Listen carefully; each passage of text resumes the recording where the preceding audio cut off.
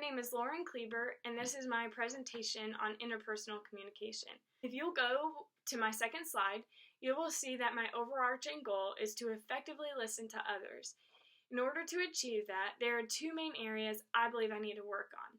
The first concept is the interrupter that Burley Allen described. This is where an individual interrupts the talker with something either unrelated or related to the topic. Either way, the listener feels as though what they have to say is more important than what the talker has to say. The next slide shows my second goal, which is listening without advising. This is something Peterson presented. This is where the listener is supposed to just listen without giving advice. We as listeners are there to help the talker sort through their problem, not give them our own answers. And if we're asked a question, Peterson suggests we should respond with a question back. These are the two specific goals of my overarching goal. If you'll click to my next slide, you will see one of my behavioral blends. The This Is Me behavioral blend is steady influencer.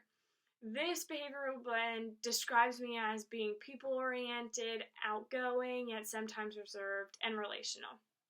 This describes me pretty well. In relation to my communication skills, the positive aspect is that I have good people skills, so I enjoy relationships. The negative thing is I sometimes lack the ability to finish tasks.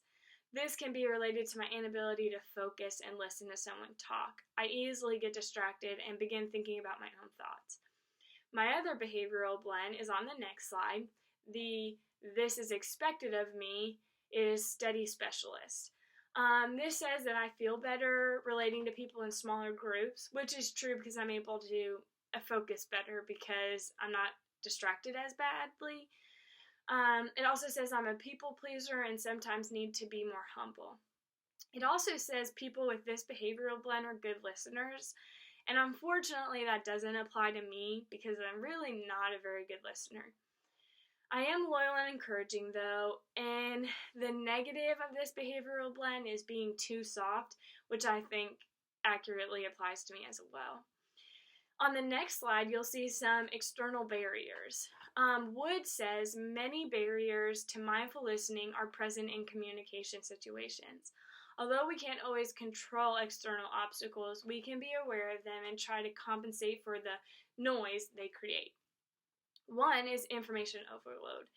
This is where people consume so much information throughout their days that they become overwhelmed and sometimes shield themselves from talking to someone.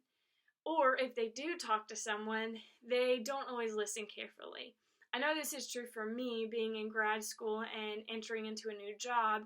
I find myself thinking about either one of those two things when I'm trying to have a conversation with someone, and this prevents me from concentrating and really listening. Noise can be very distracting. I know this is true for me. And lastly, misinterpretations or past experiences is when someone notices a nonverbal that someone is talking and they just notice something that reminds them of their past and they misinterpret it, but it just prevents them from focusing completely. The next slide discusses internal barriers. Preoccupation is the first one, and Stewart describes this as when you're listening to someone but planning your own agenda, then you're not really listening. You're listening to yourself. And let's be honest, we've all done this at one time or another. Unfortunately, I catch myself doing it pretty frequently, and then I end up having to ask the person, will you repeat yourself? Because I didn't hear what they said. Prejudgment also hinders us from being able to fully listen because when the person is saying something, we have our prejudgment of what they're saying or what they mean, and so we're not going to hear the true meaning behind what's being said. Fatigue is yet another barrier that prevents us from effectively communicating. Burley Allen explains that people are able to talk 200 words a minute, but people can process 350 words a minute. So with that lag of processing, people tend to think through things or daydream instead of paying attention to the person speaking. And this occurs more often than I like to admit.